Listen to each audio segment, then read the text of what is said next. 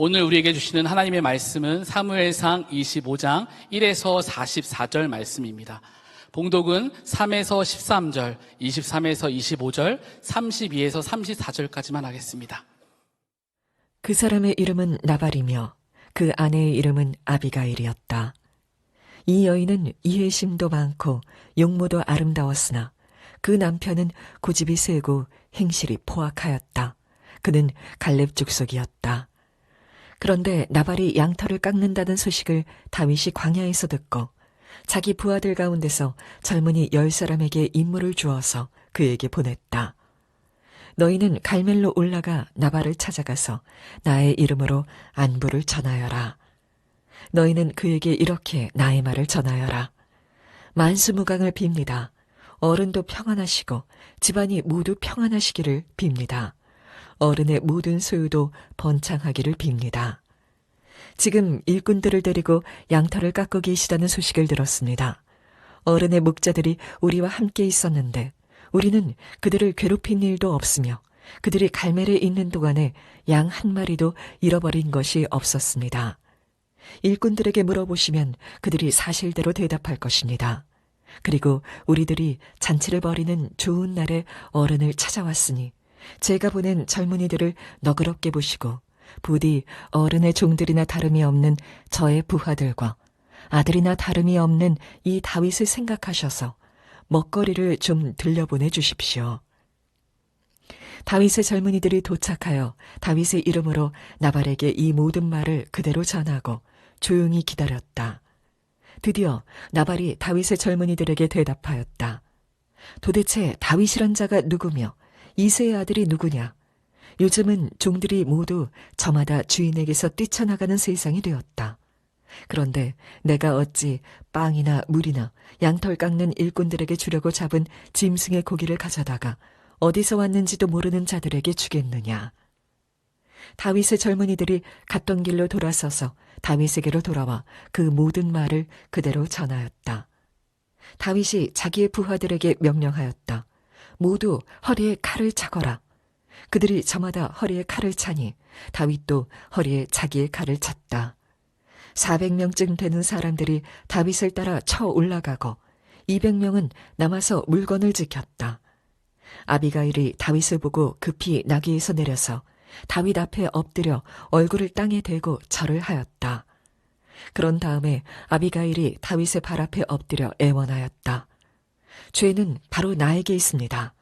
이 종이 말씀드리는 것을 허락해 주시고 이 종의 말에 귀를 기울여 주십시오. 장군께서는 나의 몹쓸 남편 나발에게 조금도 마음을 쓰지 마시기 바랍니다. 그 사람은 정말 이름 그대로 못된 사람입니다.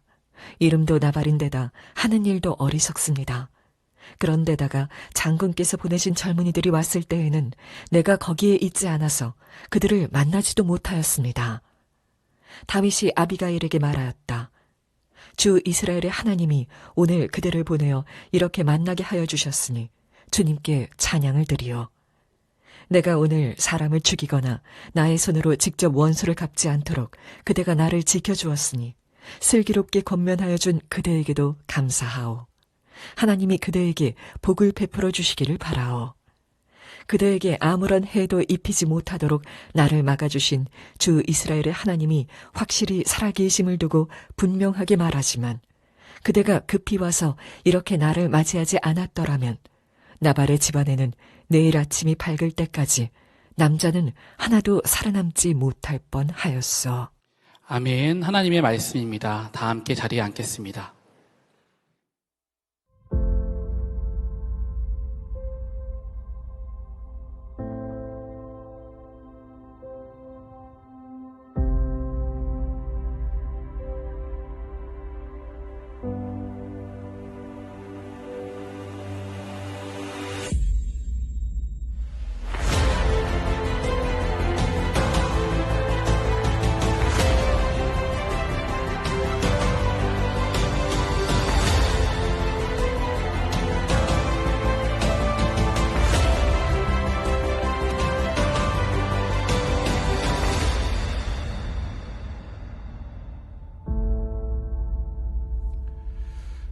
벌써 11월이 되었습니다. 우리 첫 번째 주, 우리 사부 예배 오신 여러분들 주님의 이름으로 환영합니다. 우리 서로 앞뒤에 계신 분들에게 11월 평강이 넘치시기를 축복합니다. 인사하겠습니다. 11월 한 달 동안 평강이 넘치시기를 축복합니다.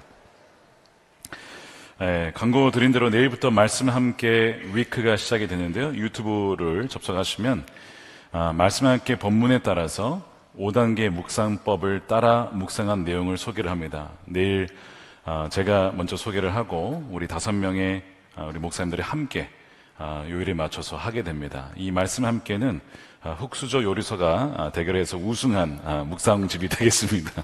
그래서 아직 구매하지 않으신 분들은 1층 로비에 가시면 구매하실 수가 있고 말씀함께.com 가시면 정기 구독도 가능합니다.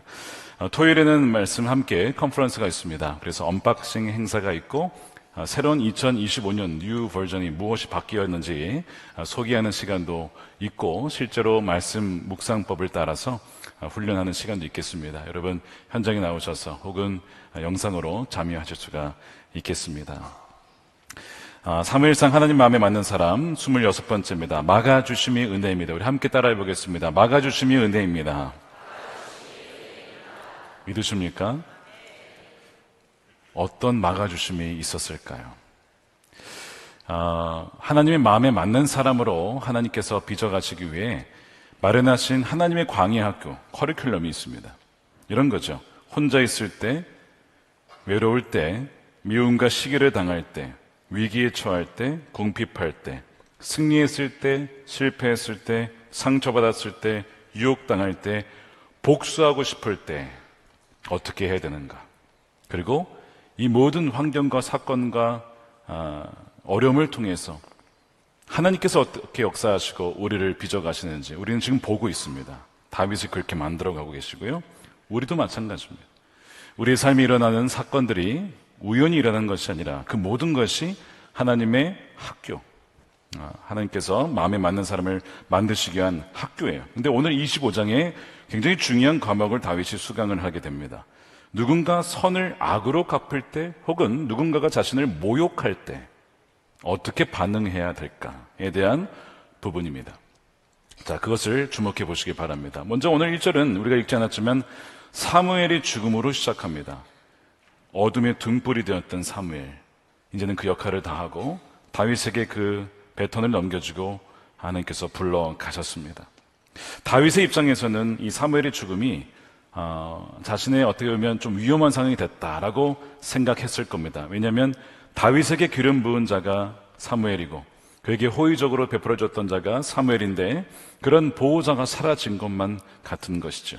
그래서 다윗은 사울을 피하여 유다의 더 깊은 남쪽으로 피신을 가게 됩니다. 바란 광야라고 하는 것입니다. 거의 이집트에 가까운 쪽인데요. 굉장히 남쪽이에요. 근데 거기는 블레셋이 더 자주 출몰하는 곳이고 또 거기에 누가 살고 있었냐면 나발이라고 하는 부자가 살고 있었습니다. 이 나발은 유다 지파의 소속이면서 갈렙 족속입니다. 굉장히 부자였는데 거기에 이제 블레셋이 자주 이제 침공을 하니까 다윗과 부하들이 그의 종들과 그의 재산을 지켜줬어요. 그래서 이 나발의 종들이 굉장히 이 다윗과 부하들에게 감사하는 표현을 합니다. 어떤 증언을 하냐면 15절 보십시오. 그들은 우리에게 매우 잘하여 준 사람들입니다. 오히려 우리가 그들과 함께 있으면서 양을 칠 동안에는 그들이 밤이나 낮이나 우리를 성벽과 같이 잘 보살펴 주었습니다. 이런 얘기를 해요. 그래서 이제 시기가 지나서 양털 깎는 시기, 축제 시기가 옵니다. 그래서 이 다윗이 지금 같이 하는 부하들이 한 600명, 얼마나 음식이 많이 들겠습니까? 그러니까 그것을 좀 얻고자 적절한 시기예요. 그래서 예의를 갖추어서 부하들을 이 나발에게 보냅니다. 음식을 좀 달라는 거예요.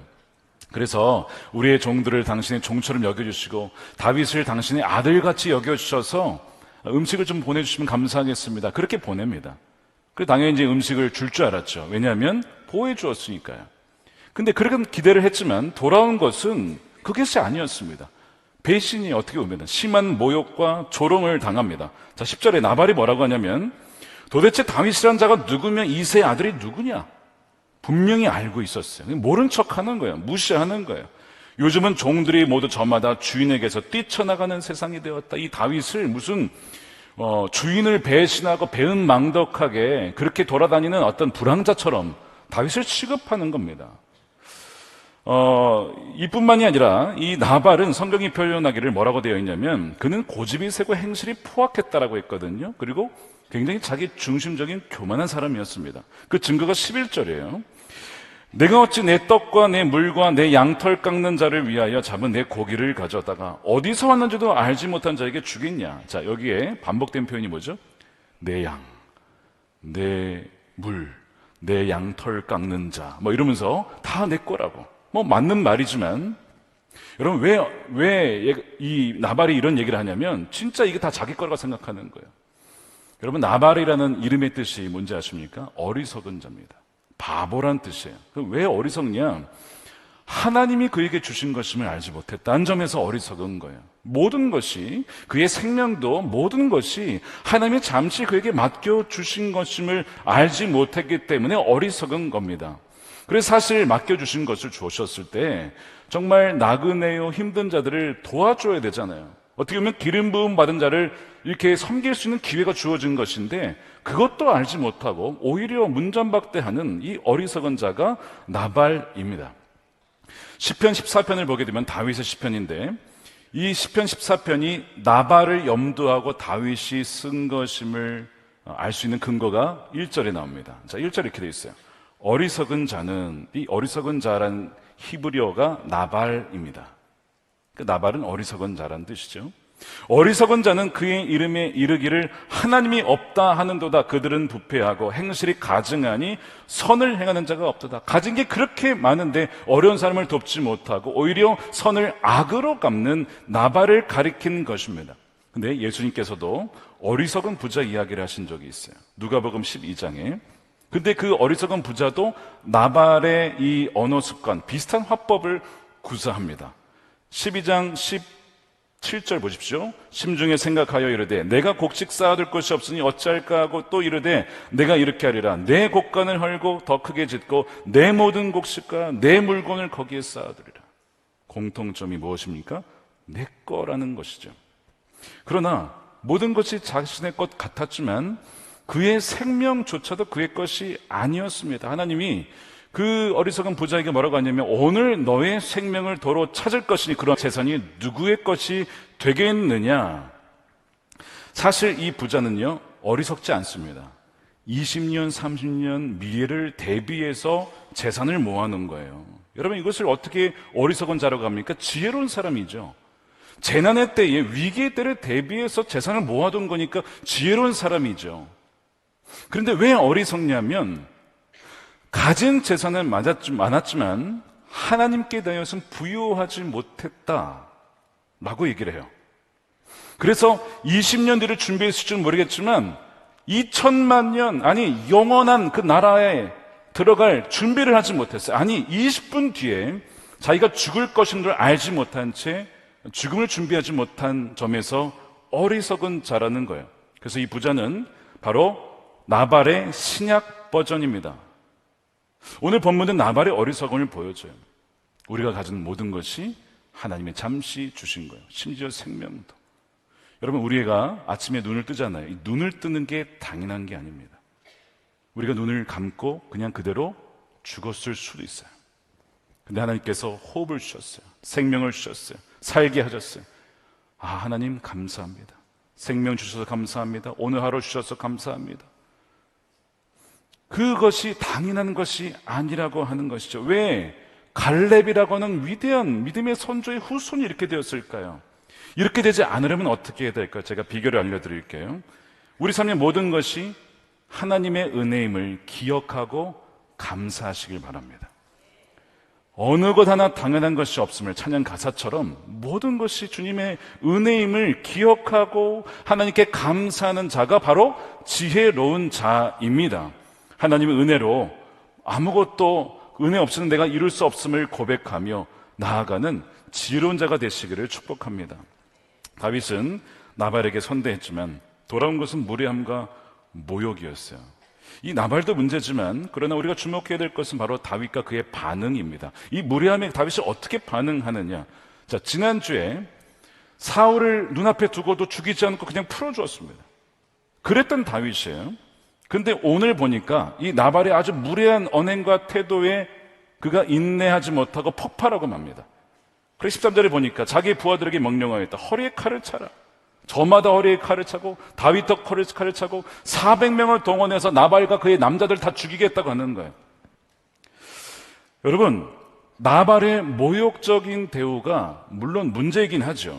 근데 사울에 비할 바는 아니죠. 아니, 사울은 그렇게 풀어줬는데 왜 나발에 대해서는 참지 못했을까?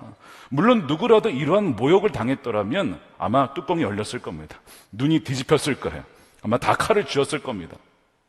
이해는 가죠. 어떤 사람은 그래요. 다윗이 너무 배고파서 그랬다. 너무 배고프면 사람이 이렇게 화가 난다. 왜 먹을 거 안 주냐 이거죠. 이렇게 얘기하시는 분도 있는데 뭐 그럴 수도 있지만 여러분, 굉장히 중요한 교훈이 담겨 있어요.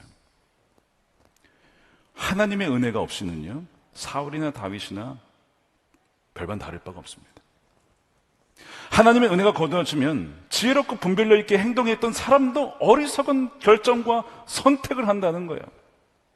하나님의 은혜가 거두어지면 시기나 분노에 사로잡혀 있던 사울이나 지금 나발을 죽이겠다고 하는 다윗이나 본질적으로 사실은 같은 사람이에요. 그래서 로마서 3장 10절에는 의인은 하나도 없으되 단 한 명도 없다. 우리가 어떤 사람의 인물, 어떤 성경의 인물을 야 대단하다, 여러분 그렇지 않아요. 하나님의 은혜가 부어졌기 때문에 그런 거예요. 하나님 맞는 사람이라고요, 하나님 은혜가 부어졌기 때문에 가능한 것이지 사람 안에는요 선한 것이 없습니다. 그것을 지금 보여주고 있는 것이죠. 그러니까 우리는요 주님을 떠나서는 사실 하루도 살 수 없고 한순간도 살 수 없는 전적인 의존을 해야만 하는 존재라는 것을 오늘 이 말씀이 보여주고 있는 것이죠. 24장에서 사울을 풀어주면서 야 다윗 대단하다. 근데 25장에서 나발을 죽이려 가면서 바닥으로 칩니다. 자, 질문은요, 24장의 다윗이 진짜 모습일까요? 25장의 오늘의 이 모습이 진짜일까요? 24장이다, 25장이다. 이게 좀 아무도 손 안 드신 분은 지혜로운 분이십니다. 정답은 둘 다입니다. 왜 둘 다냐고요? 24장에 다윗이 사울을 풀어줄 수 있었던 것은 전적인 하나님의 은혜에 사로잡혀 있었기 때문에 그래요. 그래서 풀어줄 수 있는 거예요. 근데 순간 주님을 바라보는 시선이 놓쳤을 때 다윗은요 이성을 잃어버립니다. 그리고 어리석은 선택을 내리려고 하는 거예요. 그 모습도 다윗이에요. 이것이 누구의 모습입니까? 우리의 모습이에요. 오늘 섰다가 내일이 되면 갑자기 변해버리는 거예요. 어제는 충만했다가 오늘 갑자기 막 버럭 화를 내면서 하나님을 찬양하던 입술 속에서 막 누군가를 향한 미움의 말이 막 쏟아져 나오는 것이, 이게 여러분 다른 사람일까요? 여러분 같은 사람이잖아요. 이 다윗의 모습이 우리의 모습 아닙니까? 영국의 전도자 앨런 레드패스라는 분이 이런 얘기를 했어요. 잘 들어보세요. 신자는 하나님의 은혜로 큰 유혹을 잘 감당해내고 대적의 맹렬한 공격을 굳건히 막아내고 나서 작은 바늘에 찔린 상처에 어처구니 없이 넘어지기도 한다. 동의하십니까? 알렉산더 대왕이 숱한 전쟁에서 이겨서 제국을 세웠습니다. 30대, 20대 후반에서 젊은 나이에 제국을 세웠어요. 근데 그가 갑자기 고열에 시달리더니 죽었습니다. 아직도 왜 죽었는지 모른대요. 근데 고열에 시달리다가 죽었기 때문에 아마도 말라리아로 죽었을 것이다라고 추정하는 학자가 있습니다. 만약 그의 말이 맞다면요, 이런 겁니다. 숱한 전쟁에서 수많은 화살과 칼날을 다 피했어요.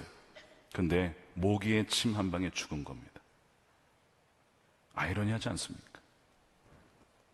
오랜 기간 신실하게 신앙의 길을 걸었고 지난거에 숱한 죄와 승리했다 할지라도 내가 오늘 은혜 안에 머물지 않은 하루가 있다면 마귀는 바로 그때를 노리는 거예요. 마귀는 기다렸다가 이때를 노리고 침을 탁 쏘는 겁니다. 말라리아에 걸리도록 탁 쏘는 것입니다. 영혼의 치명타를 날리는 거예요.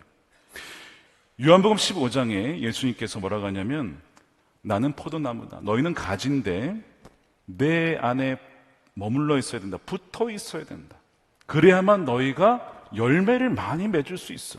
근데 어느 한순간 이것이 딱 떨어지면 잠시는 살 수 있을지 모르겠지만 결국에는 너희는 메말라질 거야 라고 하면서 내 안에 머물러 있어라, 내게 붙어 있으라. 이것은 한 번이 아니고요, 두 번이 아니고요, 계속이죠. 어떻게 해요?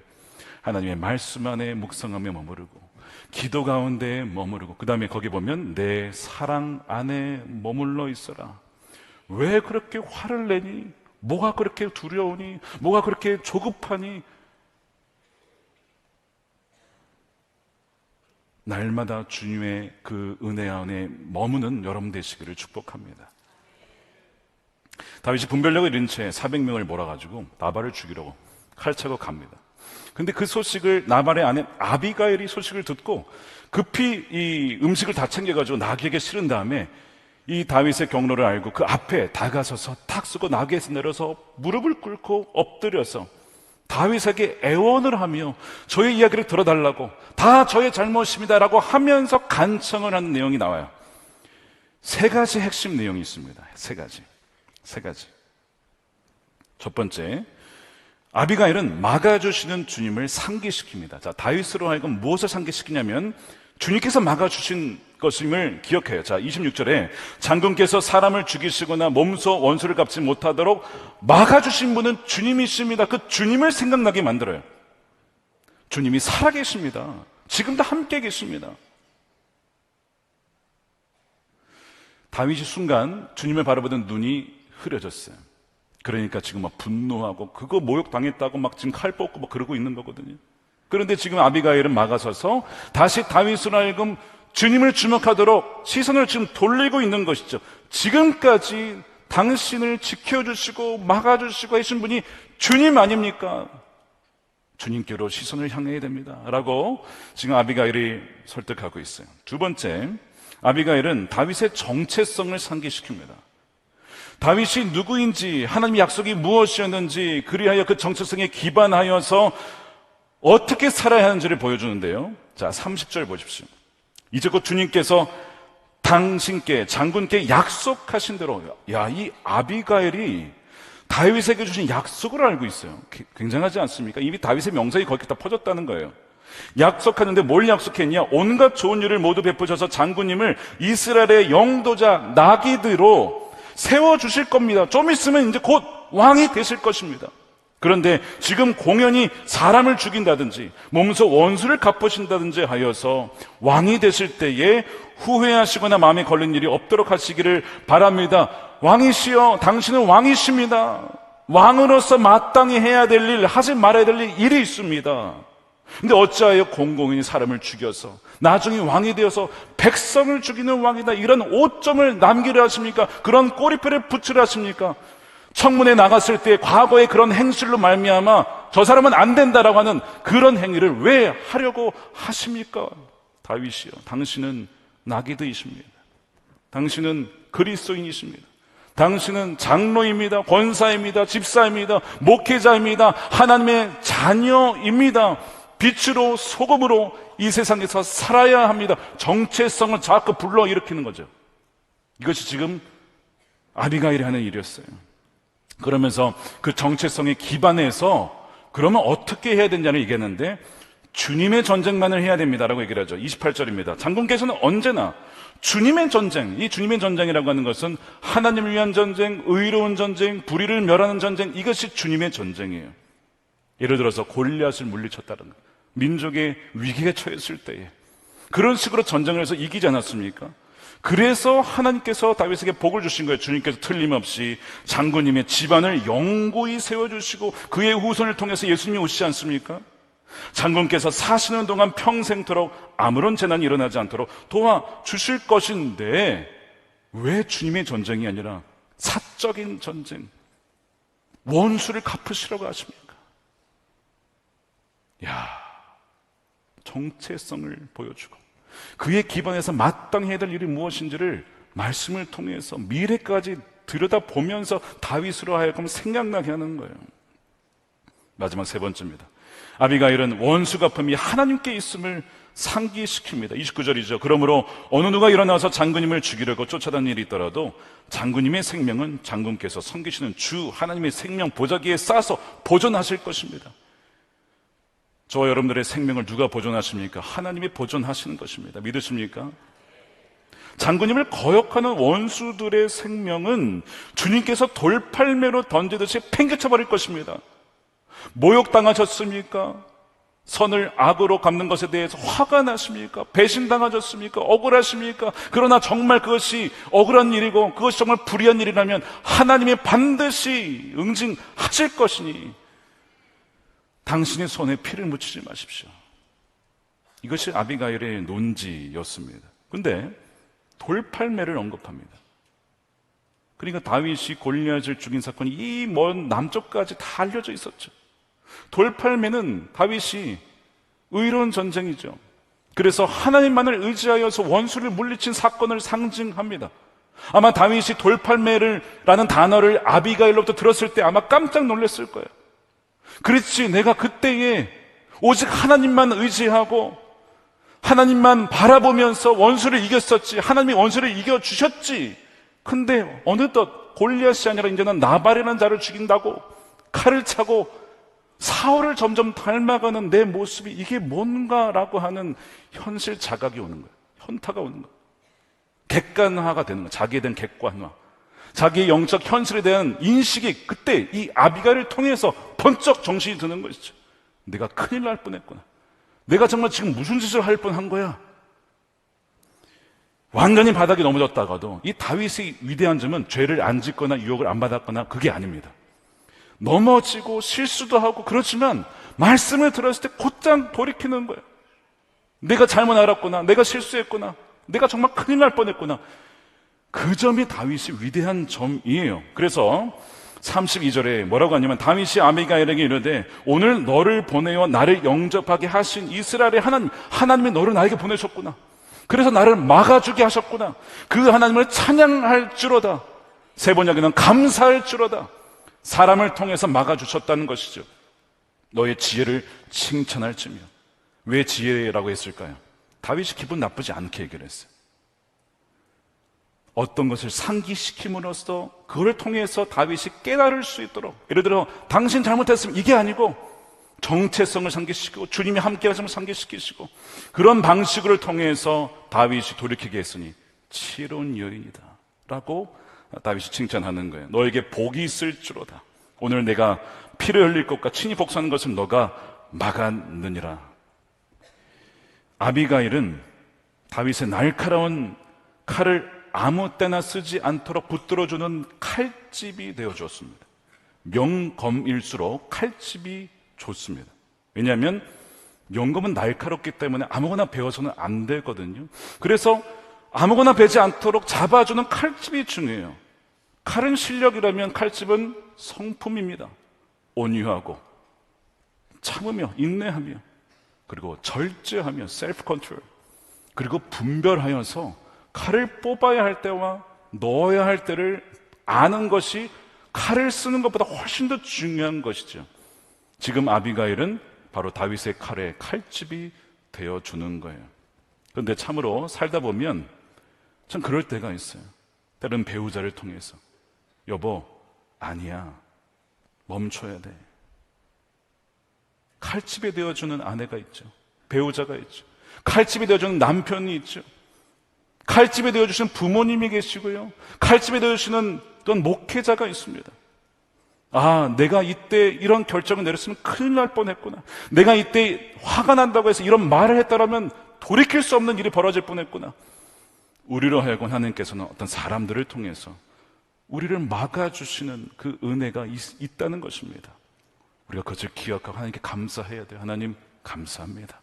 그때 내가 이런저런 때 이런 결정을 내리고 이런 말을 했더라면 정말 큰일 날 뻔했는데 하나님께서 막아주셨습니다. 하나님 막아주시는 은혜에 감사합니다. 그렇게 고백할 수 있어야 돼요. 지금 하나님은 아비가일을 통해서 다윗이 무고한 피를 흘리지 않도록, 하나님께서는 아비가일을 통해서 다윗이 또 다른 사울이 되지 않도록 그렇게 막아주시는 거예요. 여러분, 막아주심이 은혜인 줄로 믿으시길 축복합니다. 막아주시는 은혜가 여러분들의 삶 가운데 풍성하게 부어지기를 축복합니다. 그래서 우리가 아침에 새벽에 일어났을 때 여러분 이렇게 한번 기도해 보세요. 제가 새벽 기도 갈 때마다 그런 기도를 드리곤 합니다. 하나님, 오늘 하루 주셔서 감사합니다. 주님의 보호하심과 지켜주시는 은혜를 주십시오. 오늘도 많은 사람들을 만나고 많은 결정을 내려야 합니다. 하나님의 분별력을 더하여 주셔서 어리석은 결정을 내리지 않게 하시고 분노나 저의 어떤 기질로 인하여서 육신의 소욕이 아니라 정말 성령의 소욕을 따라 결정을 내리게 하여 주옵소서. 그렇게 간구할 때 하나님이 지혜 주시지 않겠습니까? 생각나게 하시지 않겠습니까? 11월 1일부터 감사 함께 달력을 우리가 하기로 했는데 혹시 못 받으신 분 계십니까? 여기 보시면 1일부터 17일까지 추수감사 주일까지 우리 아이들과 함께 감사 함께 스티커가 있어요. 그러니까 하나씩 하나씩 붙이는 거예요. 근데 뒤에 보시면 주제가 나와 있는 참 너무 좋습니다. 예를 들면 어제 같은 경우에 하나님께서 주신 은사에 감사해 보십시오. 3가지를 감사하는 거예요. 오늘은요, 광야의 시간을 지나게 하심에 감사합니다. 내일은요, 환난 중에도 꽃 피워주신 소망에 감사합니다. 그 다음 날은요, 하나님께서 주인인 나를 권해주심에 감사합니다. 이 감사의 내용을 가지고 감사의 내용을 일기에 쓰고 그것을 나누고 스티커 하나씩 붙이는 거예요. 여러분, 이것이 훈련입니다. 나 말처럼 당연히 여기지 않도록 막아주시고 보호해주시고 예방케 하신 은혜 기억하고 감사하는 훈련을 하자라고 우리가 이것을 만든 거예요. 혹시 안 받으신 분들은 1층 로비에 가시면 준비가 되어 있습니다. 여러분 아이들과 함께 가정에서 한번 해보시기 바랍니다. 창세기 요셉의 인생을 보면 그의 인생에다 막아주시는 은혜가 있었어요. 형들이 그를 미워했거든요. 시기하고 질투해서 구덩이에 던지잖아요. 성경 가만히 보시면 20절에 그냥 구덩이 던지는 게 아니었습니다. 원래 죽이는 거였어요. 보십시오. 자, 그를 죽여 한 구덩이에 던지고 죽이는 거였다고요. 근데 루벤이 장자죠. 그 얘기를 딱 듣고 아니야, 죽이면 안 되지. 어떻게 죽일 수가 있어? 그의 생명은 해치지 말자. 그의 피를 흘리지 말아라. 막습니다. 그래서 요셉이 산 거예요. 누가 맞게 하신 거예요? 하나님 맞게 하신 거죠. 그래서 구덩이면 던져주고 나중에 노예로 팔려갔다가 애굽의 총리가 되는 거예요. 그러니까 요셉의 인생에 하나님께서 루벤을 통해서 막아주신 것이죠. 우리 삶을 돌아보면 우리 삶에 막아주신 은혜가 얼마나 우리는 아마 다 모를 겁니다. 하나님 막아주셨는데 우리는 모르고 지나갈 때가 참 많아요. 예를 들어서 운전을 하다가도 어떤 차가 덮칠 뻔했는데 그냥 우리는 모르죠. 하나님께서 막아주신 것이고 어떤 사건이 벌어지려고 하는데 하나님께서 또한 막아주신, 우리가 모른 채 막아주신 은혜 속에 우리가 살아가고 있음을 알아야 됩니다. 하나님께서 다윗을 너무 사랑하셔서 칼을 휘두르지 않도록 아비가일을 보내주신 거예요. 어리석은 선택과 결정을 내리지 않도록 보내주시는 하나님의 사람이 있다는 거예요. 사실 아비가일은 당시에 여인입니다. 남자들의 세상, 칼로 가득 찬 세상 속에서 무기 하나 없는 연약한 여인인데 어느 남자들보다 지혜롭고 인내심이 많으며 분별력이 있으며 담대하며 지혜로운 여인이었어요. 아름다운 여인이었습니다. 그녀는 사울처럼 다윗이 변해갈 수 있었던, 추하게 변할 위기에 있었던 다윗을 위기에서 건져내고 그 모든 공격에서 막아내게 됩니다. 기도하기를 여러분들이 누군가의 이런 아비가일이 되어주시길 바랍니다. 여러분 남편을 위해서, 여러분의 아내를 위해서, 자녀를 위해서 칼집이 되어주는 거예요. 아니야, 지금 아니야. 이것은 하나님께서 기뻐하시는 결정이 아니야. 기도해 주면서, 손을 붙잡아 주면서, 함께 하면서, 그리고 여러분 주위에 그러한 아비가일 같은 귀한 도움의 동역자들이 많이 생겨나기를 축복합니다. 얼마 전 장로 아카데미에서 질의응답 시간이 있는데 한 권사님께서 전도 경험을 나눠주셨어요. 전도지를 나눠주시는데 뭐 받는 사람도 있지만 어떤 분이 이걸 딱 보더니 막 던지더니 막 욕을 하더랍니다. 너희들이 이제 교회 다니는 사람들 말하죠. 너희들 때문에 이 나라가 힘들고 분열되었어. 말하면서 소리를 치면서 욕을 막 하시더래요. 모욕을 당한 거예요. 그러니까 이 여자 권사님이 이 상황 속에서 어떻게 반응을 했을까요?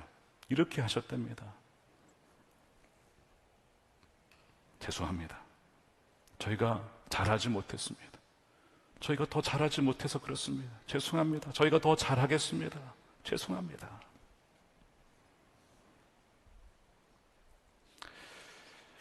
그 자리에 있었던 우리 목사님들과 장로님들의 큰 은혜가 있었어요. 나라면 저렇게 할 수 있었을까? 그 다음에 그 권사님이 두 번째 이야기를 하시는데, 그러면서도 어느 날은 집에 돌아와서 아이들 어떤 하는 일을 보다가 화가 또 나가지고 버럭 하는 그 모습을 고백을 하시면서 말씀하시기를, 하루라도 은혜 없이는 살 수 없는 사람입니다. 그 얘기를 하시는 거예요. 한편으로는 하나님의 은혜로 모욕도 악을 악으로 갚지 않고 선으로 갚고, 그렇지만 은혜가 거두어지면 그 아이 문제 하나 때문에 버럭 화를 내는, 소리를 치는, 이렇게 연약한 사람입니다. 부족한 사람입니다. 다시 거기에서 또 은혜를 받았어요. 맞지? 이게 우리의 모습이지. 목회자도 장로도 하나님의 은혜 없이는 살 수 없는 존재인 것을 다시 한번 그분의 이야기를 통해 느끼게 되어서 작은 부흥에 같았습니다. 막아주신 은혜와 관련하여 마지막으로 이야기를 나누고 마치고 싶습니다. 먼저 우리 익명으로 나눌 텐데 우리 그분에게 양해를 구하고 나눕니다. 얼마 전에 제가 선교지를 가게 되었습니다. 저는 그곳을 20년 만에 방문한 곳이었습니다. 물론 같은 도시는 아니었어요. 그 도시는 처음 가는 도시였습니다. 근데 그 비행기에 저희 교회 성도님이 타고 계셨어요. 저는 몰랐죠. 저희 교회 성도님 한 분이 너무나 깊은 절망 가운데, 너무나 마음이 상하고 무게 가운데, 이걸 지고 있는 상황 가운데 그 비행기를 타셨어요. 여러 가지 이것을 헤어나갈 방법을 찾고, 그런데 나중에 알고 보니 삶을 포기할 생각까지도 하시고 그 비행기에 타신 것이었습니다. 선교지에 도착한 이후에 나중에 그 상황을 제가 알게 되어서 그분을 다시 한 호텔 로비에서 만나게 되었습니다. 그분의 사정을 듣고 들어보니 정말 힘드셨겠다. 이 무거운 짐을 어떻게 지실까라는 싶은 마음이 들었습니다. 그러면서 느낀 것이 무엇이냐면, 하나님께서 그분을 위해 저를 이 비행기에 태워 보내셨구나 라는 것을 제가 깨닫게 되었고, 그분도 그걸 느끼셨어요. 왜 자기가 그런 생각을 했을 때 왜 목사님이 이 비행기에 타셨을까? 여러분 생각해 보세요. 세계에 수백 개의 나라가 있고 수천 개의 도시가 있고 수많은 비행편과 많은 시간이 있는데 하필 그 시간에 그 비행기에 같이 탔을까? 하나님이 만나게 하신 것이고 나는 것을 알게 되었어요. 하나님의 섭리였죠. 그때 로비에서 그런 이야기를 말씀을 드려 세 가지를 상기시켜 드렸습니다. 성도님, 주님이 여전히 함께 하십니다. 성도님은 하나님의 그 존재 자체로 사랑받는 아들입니다. 꼭 잊지 마십시오. 세 번째, 억울하십니까?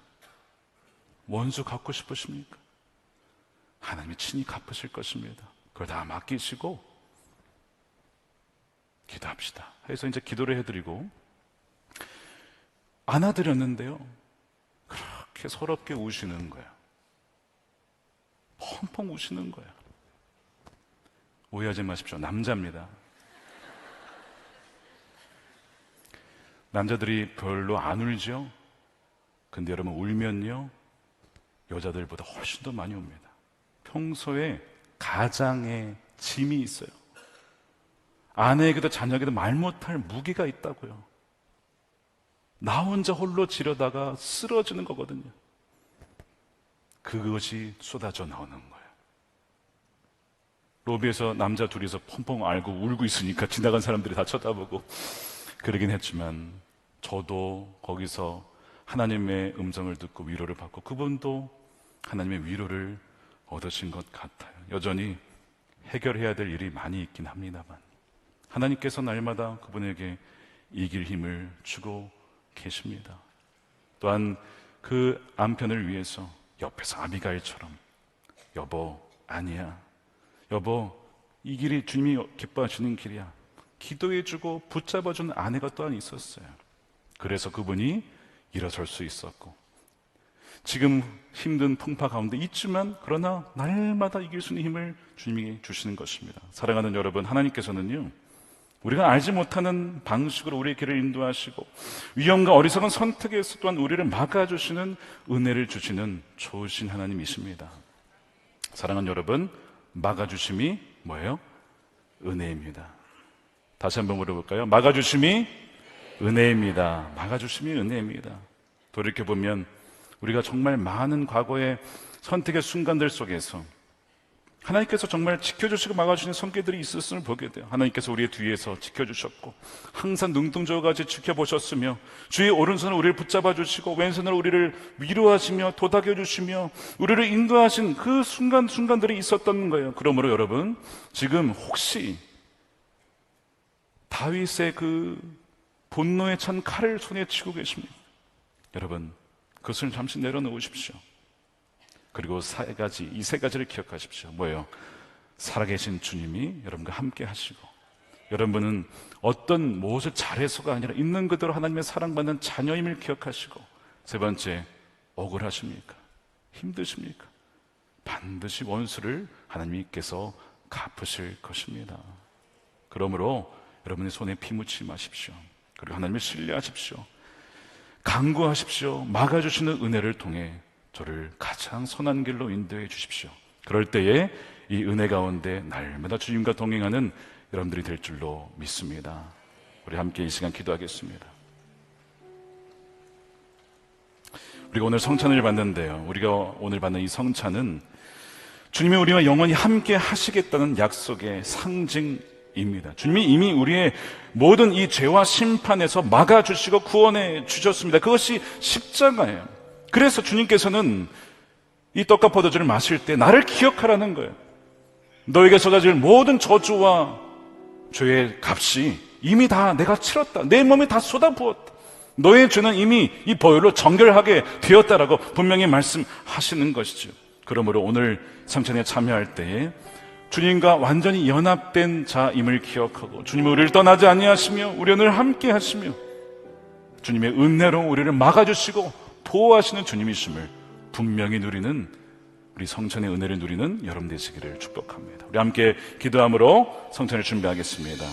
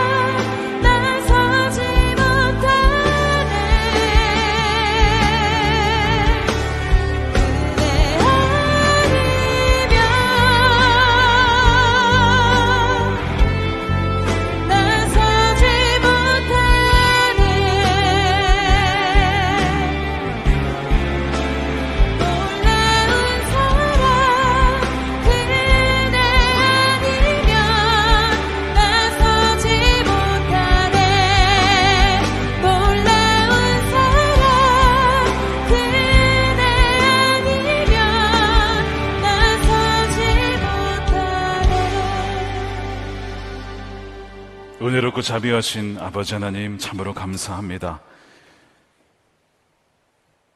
잘못된 길로 빠져나갈 수 있는 우리를 내버려두지 아니하시고 찾아와 주시고 막아주시고 개입해 주신 하나님의 은혜에 감사를 드립니다. 이 시간 주의 성령이 충만히 임재하여 주셔서 떡과 포도주를 먹고 마실 때에 주님과 온전히 연합된 자임을 분명히 믿게 하여 주시옵시고 하나된 자로서 주님과 동행하며 주의 성품을 닮은 자들로 이 세상을 살아갈 수 있도록 주여 승리케 하여 주시고 친히 인도하여 주시옵소서. 감사함이 예수님의 이름으로 기도드립니다. 아멘. 예수님께서 잡히시던 밤에 제자들을 불러 모으시고 축사하시고 떡을 떼어 주시면서 말씀하셨습니다. 이것을 받아 먹으라. 이것은 너희를 위하여 주는 내 몸이다. 이것을 행할 때마다 나를 기억하여라 말씀하셨습니다. 우리는 너무나 험한 세상 속에서, 분노의 세상 속에서 주님을 잊기 쉽습니다. 그러나 다시 한번 우리가 오늘 성찬을 행할 때에 우리를 위해서 기꺼이 자신의 몸을 찢어서 십자가에서 내어주신 그 사랑을 기억하며 늘 함께 하시는 주님을 바라보는 저와 여러분 되시기를 축복합니다. 자녀들을 축사하신 후에 또한 제자들에게 나눠주시면서 말씀하셨습니다. 이것을 받아 마셔라. 이것은 너희를 위하여 주는 나의 피, 너희의 죄사함을 얻게 하려는 새 언약의 피라고 하였습니다. 역시 이것을 행할 때마다 나를 기억하여라 하셨습니다. 우리가 얼마나 연약한 자인지 다윗처럼 용사한 자가 되었다가도 순식간에 모욕을 당했을 때 분노하고 칼을 뽑고, 그것이 정확하게 우리의 모습입니다.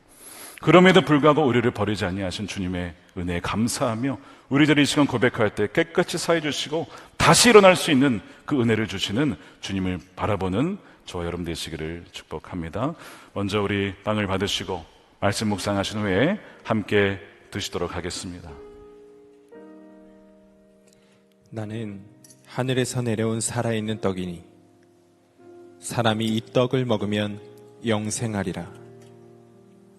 내가 줄 떡은 곧 세상의 생명을 위한 내 살이니라 하시니라. 우리가 축복하는 바 축복의 잔은 그리스도의 피에 참여함이 아니며 우리가 떼는 떡은 그리스도의 몸에 참여함이 아니냐. 떡이 하나요 많은 우리가 한 몸이니 이는 우리가 다 한 떡에 참여함이라. 친히 나무에 달려 그 몸으로 우리 죄를 담당하셨으니 이는 우리로 죄에 대하여 죽고 의에 대하여 살게 하려 하심이라. 그가 채찍에 맞음으로 너희는 나음을 얻었나니. 사랑하는 자들아, 우리가 서로 사랑하자. 사랑은 하나님께 속한 것이니 사랑하는 자마다 하나님으로부터 나서 하나님을 알고 사랑하지 아니하는 자는 하나님을 알지 못하나니 이는 하나님은 사랑이심이라. 여러분을 위해 주신 우리 주 예수 그리스도의 몸이 여러분을 영생에 이르도록 보호해 주십니다. 그리스도께서 여러분을 위해 죽으셨음을 기억하면서 믿음과 감사로 이 떡을 받으시기 바랍니다. 이것은 저와 여러분에게 주시는 주님의 몸입니다. 아멘. 잔을 받으시고 말씀 묵상 후에 함께 드시겠습니다. 만일 우리가 죄가 없다고 말하면 스스로 속이고 또 진리가 우리 속에 있지 아니할 것이요. 만일 우리가 우리 죄를 자백하면 그는 미쁘시고 의로우사 우리 죄를 사하시며 우리를 모든 불의에서 깨끗하게 하실 것이요. 나의 자녀들아, 내가 이것을 너희에게 쓰면 너희로 죄를 범하지 않게 하려 함이라. 만일 누가 죄를 범하여도 아버지 앞에서 우리에게 대언자가 있으니 곧 의로우신 예수 그리스도시라. 그는 우리 죄를 위한 화목제물이니 우리만 위할 뿐 아니요 온 세상의 죄를 위하심이라. 수고하고 무거운 짐진 자들아, 다 내게로 오라. 내가 너희를 쉬게 하리라. 하나님이 세상을 이처럼 사랑하사 독생자를 주셨으니 이는 그를 믿는 자마다 멸망하지 않고 영생을 얻게 하려 하심이라. 미쁘다 모든 사람이 받을 만한 이 말이여. 그리스도 예수께서 죄인을 구원하시려고 세상에 임하셨다 하였도다. 여러분을 위해 흘리신 우리 주 예수 그리스도의 피가 여러분을 영생에 이르도록 보호해 주십니다. 그리스도께서 여러분을 위해 흘리신 피를 기억하면서 믿음과 감사로 이 잔을 받으시기 바랍니다. 이것은 저와 여러분이 주시는 주님의 피입니다. 아멘. 우리 드신 잔은 좌우에 홈에 넣어주시면 감사하겠습니다. 한 번 더 기도하겠습니다. 사랑과 자비의 아버지 하나님, 감사합니다.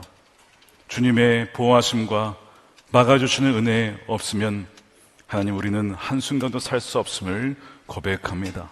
모든 것이 주님의 은혜요 자비요 주님께서 붙잡아 주심이었음을 이 시간 고백하오니 하나님 영광을 받아 주시옵소서. 하나님께서 우리와 함께 하심을 알지 못한 채 어리석은 결정과 선택을 하려 했던 우리를 용서하여 주시옵소서. 아비가일이 다윗이 장차 이스라엘의 영도자가 될 것을 바라봄으로 거기에 맞는 행동을 하도록 상기시켰던 것처럼 우리가 하나님의 사랑받는 자녀로서 그리스도의 신부로서 또한 천국의 백성으로서의 합당한 삶을 살아갈 수 있도록 감당할 수 있는 힘과 능력과 은혜를 이 시간 충만히 부어 주시옵소서. 우리의 과거의 어리석었던 행실과 결정들과 모든 죄악들을 이 시간 그리스도의 보혈로 덮어 주시옵시고 정결케 하여 주시옵시고 그리하여 새로운 피조물로서의 새로운 삶을 다시 한번 살아갈 수 있도록 하나님 새 은혜를 허락하여 주시옵소서. 아버지 하나님, 이 시간 여러 가지 문제를 가지고 형편을 가지고 나왔습니다. 하나님께서 저의 모든 외로움과 억울함과 원통함을 갚아 주시옵시고 하나님 악으로 갚는 것이 아니라 선으로 갚으며 원수를 위해 오히려 축복하며 기도해 주는 정말 예수님께서 십자가에서 하나님 못 박는 자들을 용서하신 것처럼 그렇게 하나님 우리도 주님을 닮아 그렇게 오히려 악을 선으로 갚는 그리스도인들이 되게 하여 주시옵소서. 그리하여 이 전쟁의 시대, 서로 죽이고 싸우고 빼앗으려는 시대에 나누고 베풀며 용서하며 환대하며 화해하는 그리스도인들과 교회들이 되어 세상에 빛이 되게 하여 주시옵소서. 이 시간 온전한 10의 1조와 감사헌금과 성경금으로 주님께 올려드리며 또한 구제헌금으로 올려드립니다. 기쁘신 뜻을 위하여 마음껏 사용하여 주시되 드린 믿음의 손길을 기억하여 주시고 하나님 일마다 하나님께서 요셉과 함께하여 형통케 하셨던 것처럼 저의 비즈니스 영역에도 사업 아이템에도 또한 저의 학업에도 하는 일마다 하나님 함께 임재하여 주시고 길을 열어 주시옵소서. 하나님 나라 위하여 힘있게 쓰임받는 인생 되게 하여 주시고 아버지 하나님 부끄럽지 않은 일을 하도록 주여 하나님 늘 지켜보호하여 주시옵소서. 이 나라가 하나님을 경외하는 나라가 되게 하시고 정치, 경제, 사회, 문화, 교육, IT 각 영역 속에 하나님의 나라가 온전히 임하여 주시되 특별히 하나님의 사람들을 세워 주시옵소서. 아버지 하나님 남과 북이 복음으로 통일되게 하여 주시고 북한에 억눌려 있는 자들 김정욱 목사님과 김국기 목사님, 최충길 선교사님, 장문석 집사님 주여 속히 석방되게 하여 주시고 풀어 주시옵소서. 아버지 하나님 땅끝까지 복음이 증거되어야겠습니다. 여전히 우리 가정 가운데 이웃 가운데 또한 선교지 가운데 복음을 듣지 못한 많은 이들이 있습니다. 주여 복음의 문을 활짝 열어 주시옵소서. 선교사님들과 또한 보내는 선교사로서의 사명을 잘 감당하여 주님이 오실 그때에 착하고 충성된 종이라고 맞아주시는 그 은혜를 우리 모두가 한 명도 빠짐없이 누리게 하여 주시옵소서. 축복하며 우리 구주 예수님의 이름으로 기도드립니다. 아멘. 다 같이 일어나셔서 우리 찬양하면서 준비하신 예물 드리겠습니다.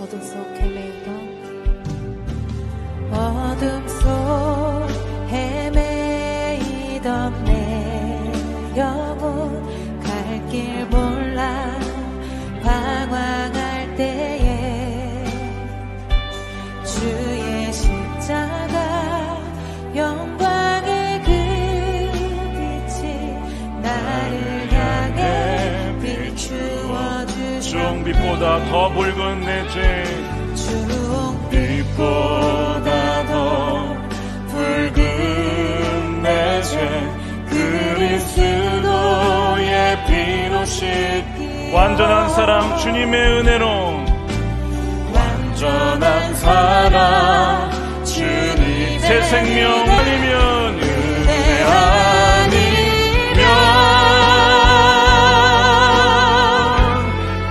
아니면 하겠습니다.